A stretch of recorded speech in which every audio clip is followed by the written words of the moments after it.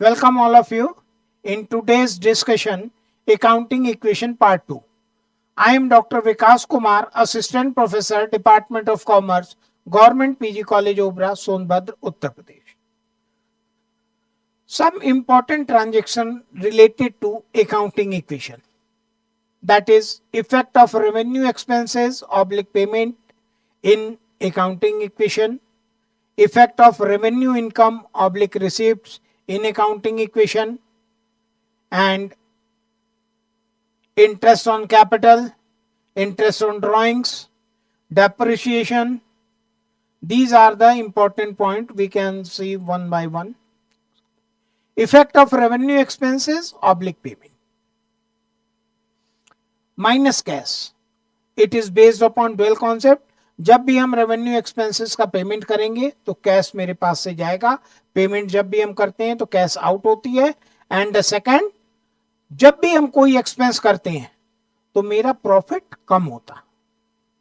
ठीक है, अगर आप डायरेक्ट एक्सपेंस कर रहे हैं तो ग्रॉस प्रॉफिट कम होगा और इनडायरेक्ट कर रहे हैं तो नेट प्रॉफिट कम होगा, और दोनों का simultaneous effect net profit decrease होगा. और जब आपका प्रॉफिट डिक्रीज होगा तो आपकी अकाउंटिंग इक्वेशन में जो कैपिटल है वो भी डिक्रीज होगी. डिक्रीज इन एसेट्स, जब भी आपका कैश माइनस होगा आपकी एसेट्स डिक्रीज होगी. और इसका जो second transaction, second effect dual concept का होगा डिक्रीज इन कैपिटल, क्योंकि प्रॉफिट अगर आपकी कम होगी तो आपका कैपिटल भी बिजनेस में जो है वो कम होगा. मींस एसेट्स में से माइनस करेंगे इस ट्रांजैक्शन को और कैपिटल में से भी माइनस करेंगे. इफेक्ट ऑफ रेवेन्यू इनकम, अगर आपको रेवेन्यू इनकम हो रही है तो कैश प्लस होगा, इनकम आई तो कैश आपकी इंक्रीज की और प्रॉफिट भी आपका बढ़ेगा. अगर आपको रेवेन्यू इनकम हो रही है तो प्रॉफिट जैसे ही बढ़ेगा आपका कैपिटल भी बढ़ जाएगा और कैश बढ़ेगी तो इंक्रीज इन एसेट्स होगा और ये इंक्रीज इन कैपिटल होगा. इसका सेकंड इफेक्ट. Next, capital. अब देखिए कैपिटल जो भी बिजनेस में लगी रहती है वो ऐड होगी कब और लेस होगी कब, ये आपको देखना है कि जो भी कैपिटल आपके बिजनेस में लगी है ये कब ऐड होगी और कब लेस होगी. अगर आपके बिजनेस में प्रॉफिट होता तो नो डाउट कि आपकी कैपिटल बढ़ेगी, और अगर आपको लॉस होता तो आपकी कैपिटल लेस हो जाएगी यानी घटेगी. और इसके अपोजिट, अगर आपको कोई भी इनकम होता तो जाहिर सी बात है उस इनकम की वजह से आपको प्रॉफिट होगा तो कैपिटल आपकी बढ़ेगी, और कोई भी आप एक्सपेंस करते हैं तो आपकी कैपिटल घटेगी. अकाउंटिंग इक्वेशन में ये एक कॉन्सेप्ट है जो आपको ध्यान रखना होगा कि जब भी रेवेन्यू एक्सपेंस होंगे आपको कैपिटल में से माइनस करना होगा, और जब भी रेवेन्यू इनकम होगी आपके कैपिटल में ऐड होगी, और जब भी किसी ट्रांजेक्शन से कोई आपको लॉस होता तो आप कैपिटल में से माइनस करेंगे, और जब भी प्रॉफिट होता किसी ट्रांजेक्शन में तो आप उस प्रॉफिट का पोर्शन कैपिटल में ऐड करेंगे, और कैपिटल इंक्रीज होगी प्रॉफिट से और लॉस से आपकी कैपिटल डिक्रीज होगी. Some important transaction related interest on capital. Interest on capital means कि पूंजी पर ब्याज जो प्रोपराइटर ने अपना कैपिटल बिजनेस में इंट्रोड्यूस किया है उस पे अगर कोई इंटरेस्ट आपको मिल रहा है तो वो इंटरेस्ट ऑन कैपिटल कैपिटल में ऐड हो जाएगी, और उस इंटरेस्ट ऑन कैपिटल से आपका प्रॉफिट माइनस होता तो कैपिटल में से माइनस भी होगी. मींस इंटरेस्ट ऑन कैपिटल से कैपिटल इंक्रीज भी हो रही है और कैपिटल डिक्रीज भी हो रही है, तो ये कैपिटल में ऐड भी होगी और कैपिटल से माइनस भी होगी. Interest on drawing, interest on drawing का भी कॉन्सेप्ट वही है कि इससे डिक्रीज इन कैपिटल और इंक्रीज इन कैपिटल दोनों होगा. मींस कैपिटल माइनस भी होगी और इंटरेस्ट ऑन ड्राइंग पे प्रोपराइटर्स को पेमेंट करना होता जो भी ड्राइंग्स का अमाउंट है इंटरेस्ट का, और इससे कैपिटल आपकी इंक्रीज भी होती तो ये भी कैपिटल में से माइनस होगा और फिर कैपिटल में से प्लस होगा. और इफेक्ट ऑफ पेमेंट्स, अगर आप पेमेंट का इफेक्ट देखेंगे तो जैसे रेंट पेड आपने 2000 किया तो जाहिर सी बात है कि पेड जब भी करेंगे तो कुछ भी इंफॉर्मेशन नहीं है तो कैश में से माइनस होगा, आपकी एसेट्स में माइनस हो जाएगा. और रेंट पेड आपका एक रेवेन्यू एक्सपेंसेज है तो आपकी कैपिटल भी माइनस होगी. तो मींस आपके एसेट्स कैश में से माइनस होगा और कैपिटल में से भी माइनस होगा, क्योंकि एक्सपेंस जब भी आप करेंगे तो आपका प्रॉफिट कम होगा, और प्रॉफिट कम होगा तो हमने आइडेंटिफाई किया कि कैपिटल भी आपकी माइनस होगी। और next transaction rent outstanding. Outstanding rent का मतलब कि rent due but not paid, कि रेंट ड्यू हो गया है लेकिन आपने पे नहीं किया, तो पे नहीं किया है तो भी वो कैपिटल में से माइनस होगा, और पेड नहीं करने पे कि when expenses not paid at the time when they are due it will be converted into a liability, तो आपका कैपिटल में से माइनस होगा और आउटस्टैंडिंग रेंट के नाम से आपकी लायबिलिटी इंक्रीज हो जाएगी। तो इसका भी ड्यूअल कॉन्सेप्ट का इफेक्ट आपके अकाउंटिंग ट्रांजेक्शन पे पड़ेगा। और अगर आप देखेंगे तो फर्स्ट ट्रांजेक्शन रेंट पेड में आपकी एसेट्स माइनस हुई, कैपिटल माइनस हुआ, अकाउंटिंग इक्वेशन प्रूफ हो जाएगा। और सेकंड में रेंट आउटस्टैंडिंग में कैपिटल माइनस हुई और लायबिलिटी प्लस हुआ, यानी कैपिटल माइनस लायबिलिटी प्लस, तो वहां भी अकाउंटिंग इक्वेशन आपका प्रूफ हो जाएगा। Next effect of income. Income का इफेक्ट रेंट रिसीव 2000, अगर आप रेंट रिसीव करते हैं 2000 तो ये आपकी इनकम है, इनकम रिसीव्ड हो रहा है यानी कैश आपका इंक्रीज होगा, और इनकम जब भी रिसीव होगा आपका प्रॉफिट इंक्रीज होगा, और प्रॉफिट इंक्रीज होगा तो आपका कैपिटल भी इंक्रीज होगा। मींस इस ट्रांजेक्शन से आपका एसेट्स इंक्रीज हुआ कैश के फॉर्म में और कैपिटल इंक्रीज हुआ प्रॉफिट के फॉर्म में। तो यहां भी अगर आप देखेंगे तो अकाउंटिंग इक्वेशन प्रूफ है कि एसेट्स भी इंक्रीज हुई और उसके साइमल्टेनियस आपकी कैपिटल भी इंक्रीज हुई। नेक्स्ट ट्रांजेक्शन जो आपका इससे रिलेटेड है आउटस्टैंडिंग का, रेंट एक्रूड। मींस कि रेंट आपका एक्रूड हो चुका है लेकिन रिसीव नहीं हुआ, एक्रूड बट नॉट रिसीव। तो इसको कह सकते हैं आपकी income earn but not receive, तो रिसीव नहीं हुई आपकी, तो प्रॉफिट ये है आपकी एसेट साइड में एक्रूड इनकम के रूप में इसको लिखा जाएगा और कैपिटल में ऐड होगा क्योंकि ये आपकी प्रॉफिट मानी जाएगी। तो यहां भी एसेट्स आपकी इंक्रीज करेगी और कैपिटल आपका इंक्रीज करेगा, तो अकाउंटिंग इक्वेशन यहां भी आपका प्रूफ है। Effect of revenue expenses. अगर ट्रांजेक्शन आप देखें कि assets equal to capital plus liability अगर आप करते हैं तो इसमें स्टार्टेड बिजनेस कैश 25,000, बिल्डिंग 75,000। तो कैश 25,000 तो बिल्डिंग 75,000 से आपने बिजनेस स्टार्ट किया, तो एसेट्स में बिल्डिंग 75,000 की आ गई, कैश 25 और इक्वल टू 1 लाख कैपिटल हो गया, क्योंकि money invested at the time of started off business वो कैपिटल के फॉर्म में होता, और दोनों एसेट्स ऐड करके कैपिटल हो गई, लायबिलिटी यहाँ कुछ भी नहीं है। अकाउंटिंग इक्वेशन आप यहाँ देखेंगे कि 75,000 building plus 25,000 cash equal to 1 lakh capital. अब रेंट पे 2000, आप रेंट पे कर रहे हैं 2000, तो जाहिर सी बात है कि कैश आपका माइनस होगा, और ये एक रेवेन्यू एक्सपेंसेज है इसलिए कैपिटल आपकी माइनस होगी। तो नेक्स्ट अकाउंटिंग इक्वेशन जो आपका होगा, building 75,000 as it is, cash 25 में से 2000 माइनस हो गए 23, और कैपिटल आपका 98,000 हो जाएगा, क्योंकि रेवेन्यू एक्सपेंस आपने किया तो वो एज ए लॉस होगा, प्रॉफिट को आपको कम करेगा, तो कैपिटल भी उससे रिड्यूस हो जाएगी।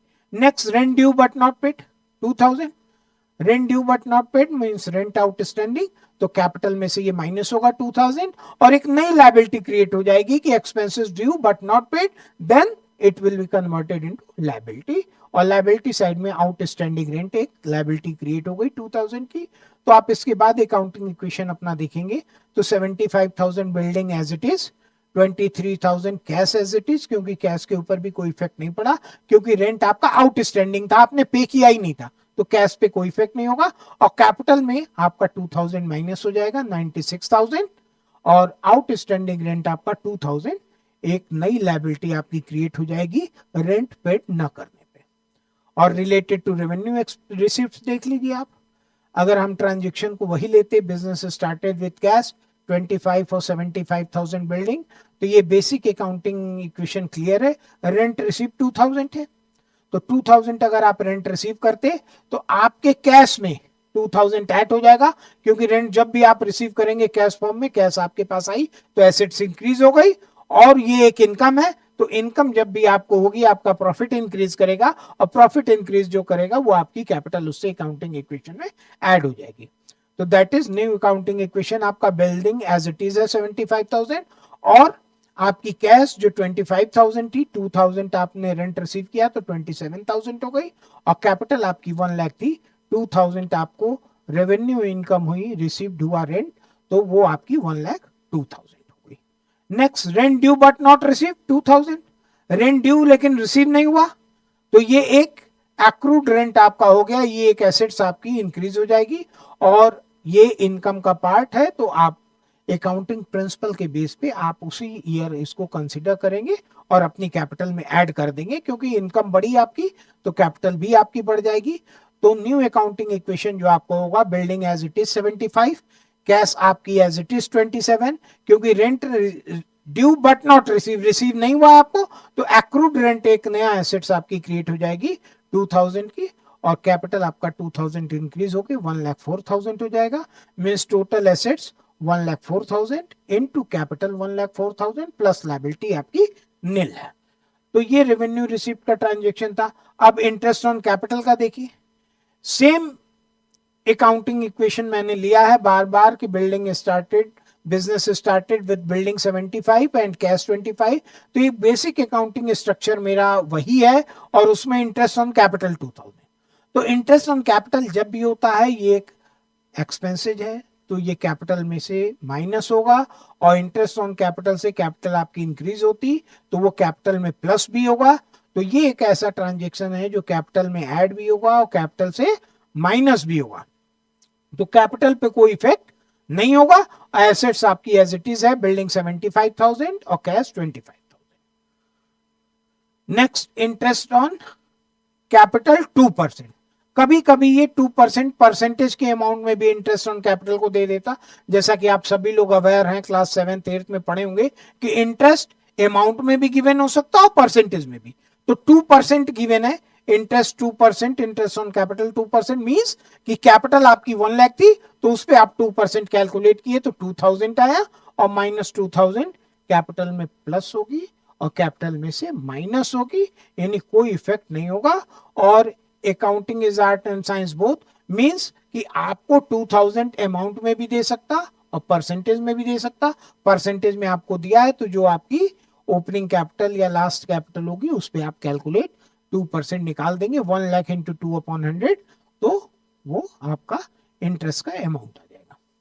अब इंटरेस्ट ऑन ड्राइंग से रिलेटेड बेसिक ट्रांजेक्शन यहां भी मैंने सेम रखा है कि business started with cash 25 with building 75, तो बेसिक अकाउंटिंग इक्वेशन आपका वही है, 1 lakh equal to 1 lakh capital.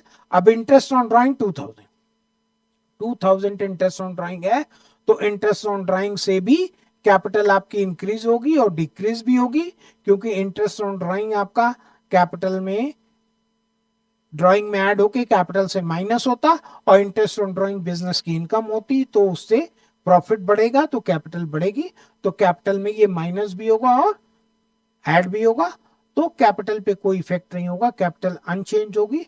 और अकाउंटिंग इक्वेशन आपका as it is, building no change, cash no change, और कैपिटल 1 लाख में से माइनस 2,000 प्लस 2,000, तो कैपिटल भी नो चेंज। अब paid 5,000 school fees from business, 5,000 अपने स्टूडेंट की स्कूल फीस आपने पे किया, तो पर्सनल यूज के लिए हुआ।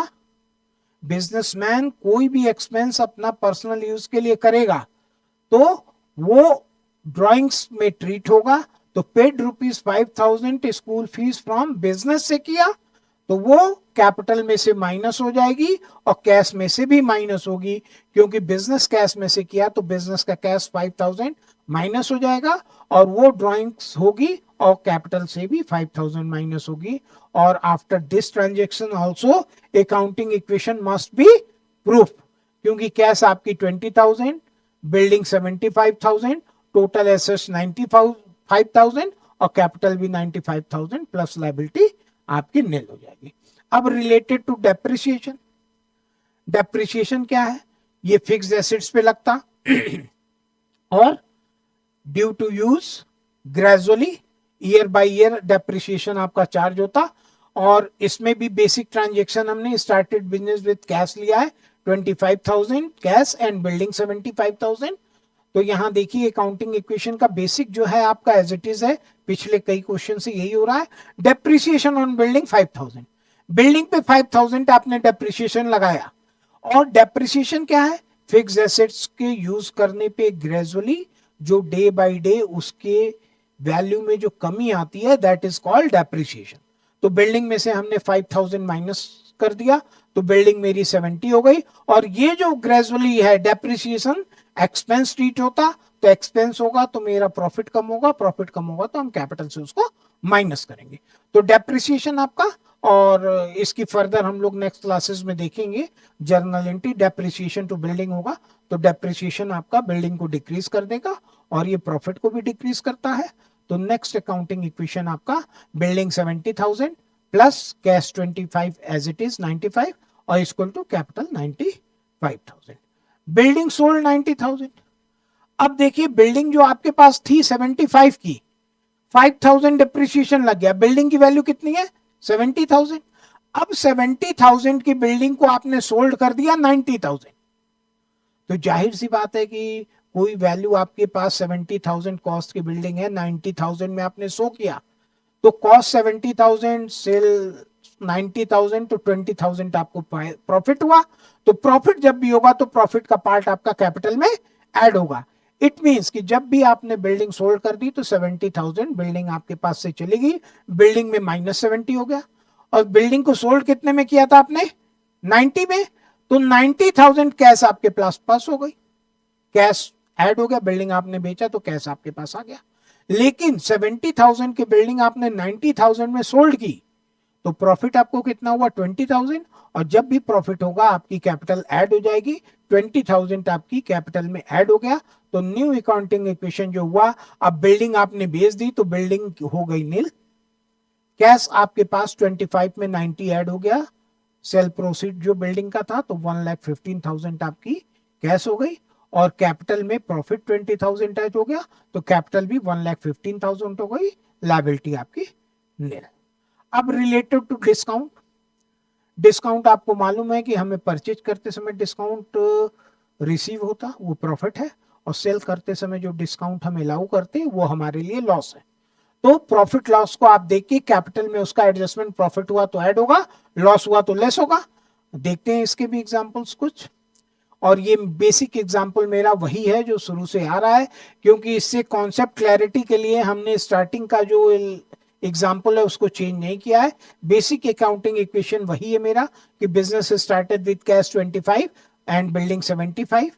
तो यहां से हम स्टार्ट करते हैं, परचेज गुड्स ऑन क्रेडिट 25, 25,000 का गुड्स परचेज किया उधार, तो जैसे ही गुड्स परचेज आप करेंगे स्टॉक आपका इंक्रीज होगा, और क्रेडिट पे आपने परचेज किया है तो एक क्रेडिटर्स आपके इंक्रीज हो जाएंगे, लायबिलिटी आपकी लायबिलिटी इंक्रीज हो गई 25,000। तो न्यू अकाउंटिंग इक्वेशन जो हुआ, building 75, cash 25, stock 25, 1,25,000 equal to 1 lakh capital plus 25 liability, accounting equation must be prove. अब ट्रेड क्रेडिटर्स फुल सेटलमेंट 23,000, 25,000 का आपने सामान खरीदा था और 25,000 के क्रेडिटर्स भी आपके पास थे, लेकिन जब आपने क्रेडिटर्स को पेमेंट किया तो 23,000 किया, और फुल सेटलमेंट, फुल सेटलमेंट का मतलब कि आपने 23,000 पेमेंट किया और 25,000 का पूरा सेटलमेंट हो गया, मींस कि 2,000 यहां पे डिस्काउंट डिस्कवर हो रहा है, हिडन है, जो आपको समझना पड़ेगा। फुल सेटलमेंट वर्ड अगर आ जाता तो आप डिफरेंस को डिस्काउंट ट्रीट करेंगे। तो 23,000 आपने पेमेंट किया और 25,000 का सेटलमेंट हो गया, तो कैश आपका 23 गया, लेकिन सेटलमेंट आप देखेंगे क्रेडिटर्स 25,000 सेटल हो गए, मींस 2,000 का आपको प्रॉफिट हुआ। मैं अगेंस्ट 25,000 23,000 ही आपको पे करना, तो 2,000 प्रॉफिट जैसे ही आपको होगा, प्रॉफिट आपका कैश कैपिटल में ऐड हो जाएगा, और 23,000 कैश आपके पास से माइनस होगा। और इसके बाद जो नेक्स्ट अकाउंटिंग इक्वेशन आएगा, building as it is 75, cash 25 में से 23 आपने पेमेंट कर दिया तो 2,000 कैश बची, स्टॉक पे कोई इफेक्ट नहीं हुआ, और कैपिटल आपका 1 लाख था लेकिन 2,000 आपको प्रॉफिट हुआ सेटलमेंट पे, तो कैपिटल 1,02,000 हो गई।